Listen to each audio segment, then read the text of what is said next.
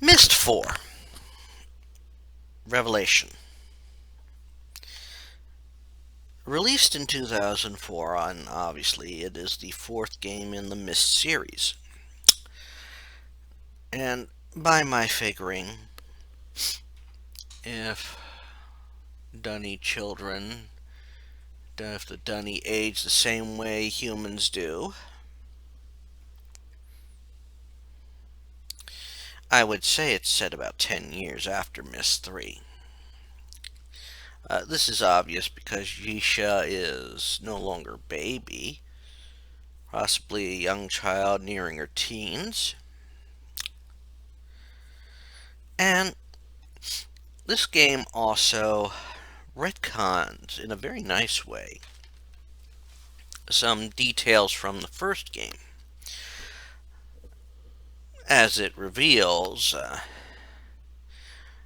the intro reveals, Atreus has been keeping a secret. Everyone thought that he destroyed the books that his sons were trapped in, that they were. But we learn more that they were not necessarily trap books, but prison ages.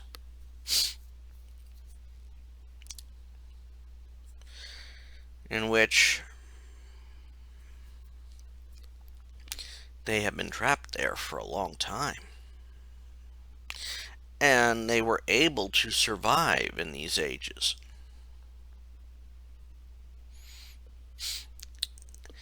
And this game allows us to explore those ages because things happen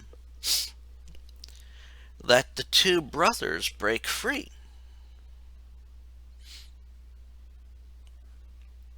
Now,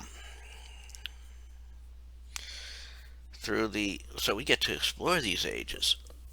And by exploring these ages, you also get some grasping of what's going on in the minds of each of the brothers.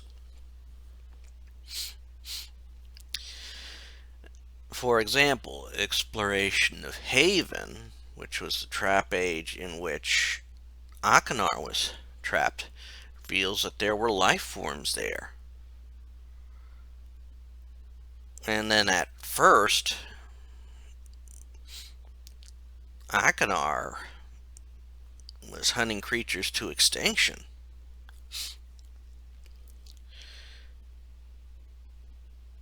And as he did this, he sort of started to wonder, did I hunt them to extinction? Which shows that his mindset was changing. Yes, he did have some, quote, God complexes, as seen in Myst 1. But he wasn't necessarily, quote, totally brutal. Well, in some ways he was. But as he spent more and more time in this age, surviving, and then getting to meet his own little sister, because Atreus sent up a way for the family to visit each one, of course, in a protected way. And he does care for his little sister. And I think it causes a serious change in him, being in this age. So, Akinar, I hope I've said Akinar the whole time there, Akinar improved. Now, in this game, he's not portrayed by Rand. I think it was Rand.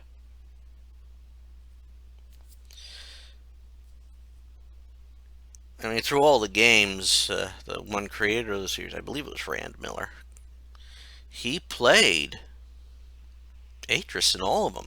And in the first game, he played Akinar as well. His brother played Cirrus in the first game, but I don't think he did the same role in this game. But we get a whole feel that Akinar has improved.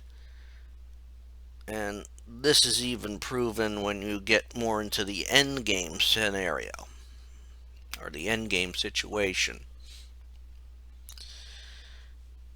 Now, by just searching through the realm called Spire, you see that Cirrus is still not as mentally stable. He is still greedy. He is still power hungry.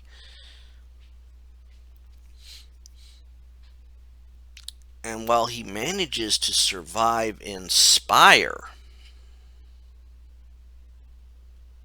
he has been plotting.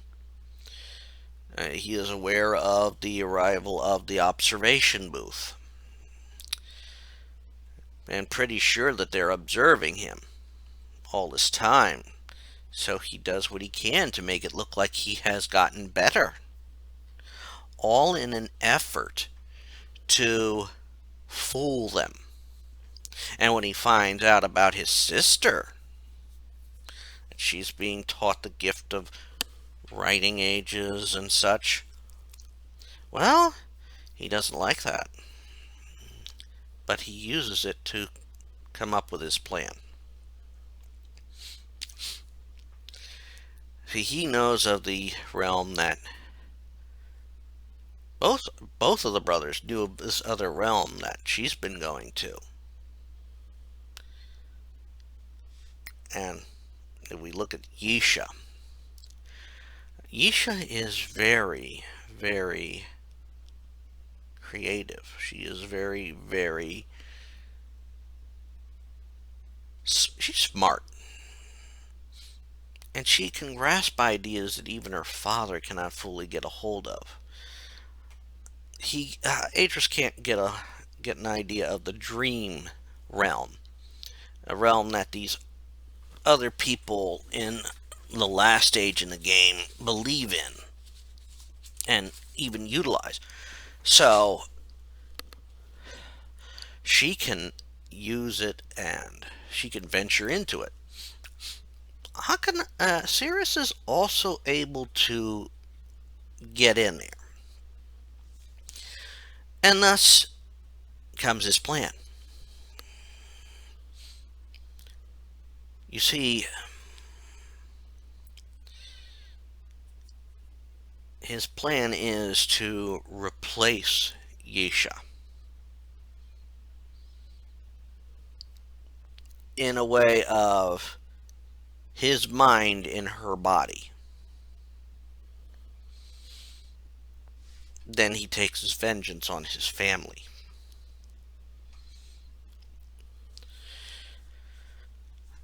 Which means that you have to put things together, even in the end, to not get fooled by it.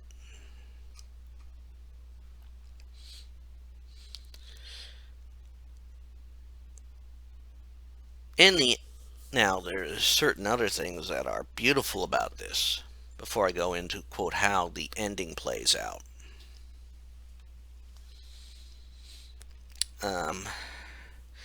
When you venture into the realm known as Dream, and that is in itself some surreal puzzles, and I love it. When you venture into Dream, you hear Peter Gabriel singing a song. I think it's called Dream. I think that's what the song is. I'd have to look it up. Maybe I'm wrong. I know the realm is called Dream, but it is definitely a beautiful thing. Let's see. Curtains is the name of the song.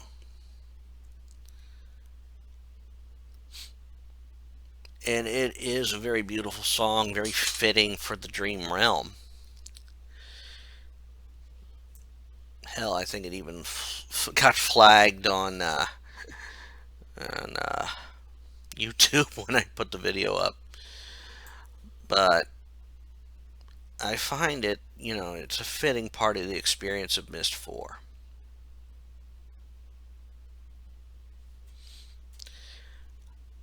And it helps really get across some of the surreal tones that Myst has been known for.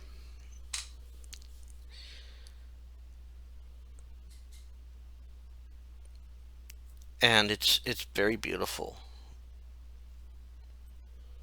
proving that you can.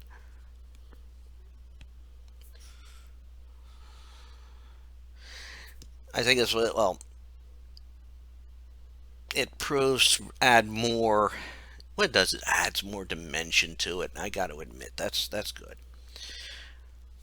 Now, the end game and the ending for this is very fitting. I believe it's very, very fit.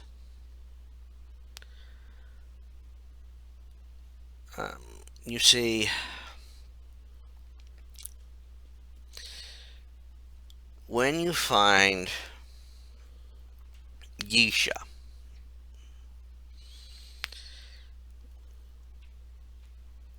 you aren't necessarily aware that it's Cirrus in Yisha's body.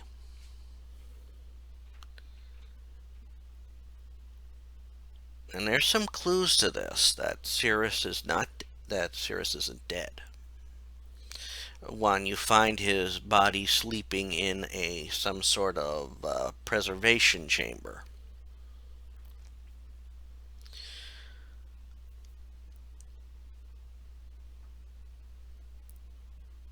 Now, Yisha tries to tell you, well, Sirius says Yisha tries to tell you that Akinar killed Cirrus and that Akinar left her strapped in that chair.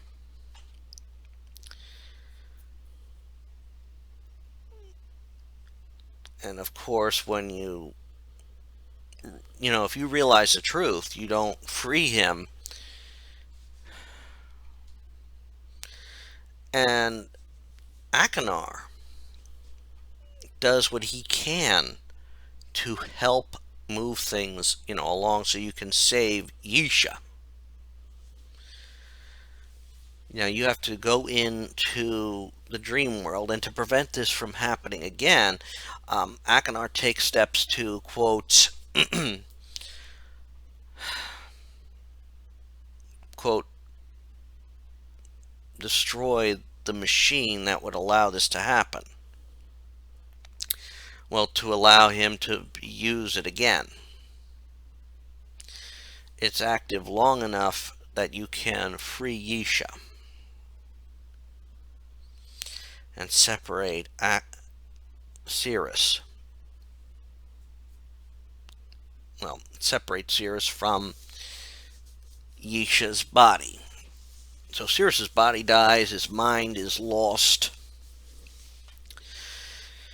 And once that's recovered, Akinar comes up from what he had done, which was very lethal to him, and literally dies. He died saving his sister's life.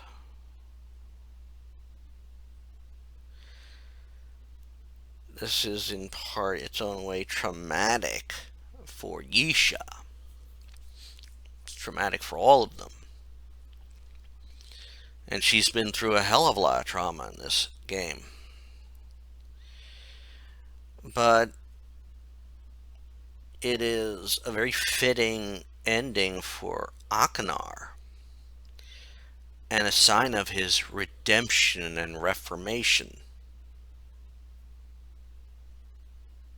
which is beautiful in and of itself. Cirrus has a fitting fate. His body dies, his mind is lost, destroyed, whatever you want to call it. A fitting fate for this bastard.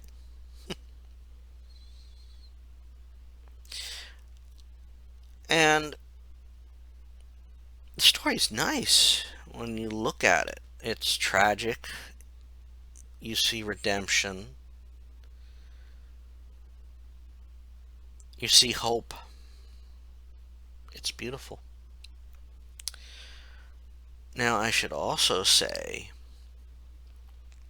that this is the last game to feature the stranger. All throughout the games, you have played, for these games, you have played the same role. A stranger who somehow comes to Myst and helps Atris in his quest to revive Dunny, or to revive the civilization.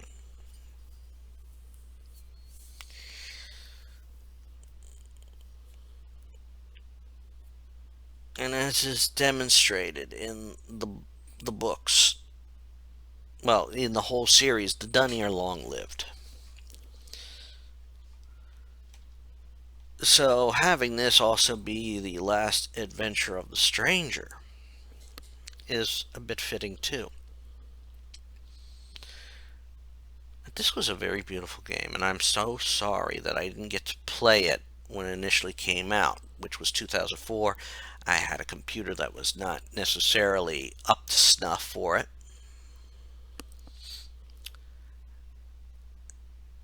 In fact, the computer at the time was pretty much 6 years old and wasn't necessarily designed for gaming. I could still enjoy some games on it, but it wasn't built for gaming. I'm glad I finally got the chance to play this. And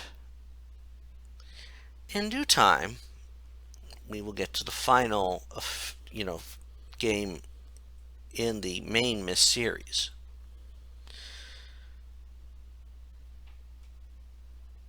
But until then, I hope you've enjoyed this retrospective, and check out some of the other stuff on the channel. Until next time, this is Rich Kale here on YouTube, Rich Gen X elsewhere. Bye.